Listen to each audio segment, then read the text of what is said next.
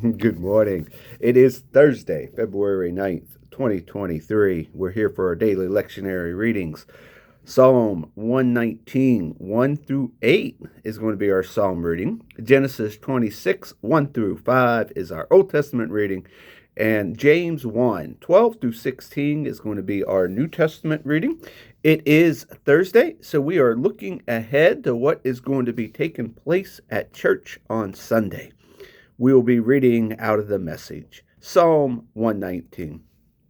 You are blessed when you stay on course, walking steadily on the road revealed by God. You're blessed when you follow His directions, doing your best to find Him. That's right, you don't go off on your own. You walk straight along the road He set. You, God, prescribed the right way to live.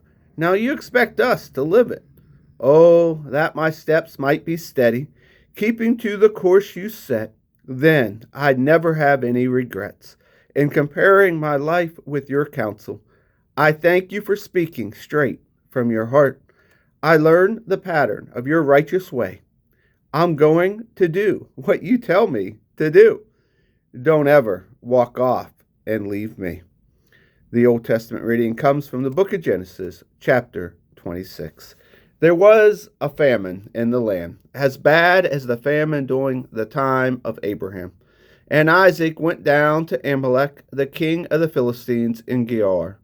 God appeared to him and said, "Don't go down to Egypt. Stay where I tell you. Stay here in the land, and I'll be with you and bless you. I'll give you and your children all these lands, fulfilling the oath that I swore to your father Abraham. I'll make your descendants as many as in the stars in the sky, and give them all these lands. All the nations of the earth will get a blessing for themselves through your descendants." And why? Because Abraham obeyed my summons and kept my charge, my commands, my guidelines, my teachings.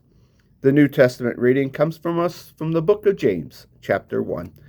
Anyone who meets a testing challenge head on and manages to stick it out is mightily fortunate. For such persons loyally in love with God, the reward is life and more life. Don't let anyone under pressure to give in the evil say, "God is trying to trip me up." God is impervious to evil and puts evil in no one's way. The temptation to give in to evil comes from us and only us. We have no one to blame but the leering, seducing flare-up of our own lust. Lust gets pregnant and has a baby, sin. Sin grows up to adulthood and becomes a real killer. So, my dear friends, don't get thrown off course. Every desirable and beneficial gift comes out of heaven. The gifts are rivers of light, cascading down from the Father of light.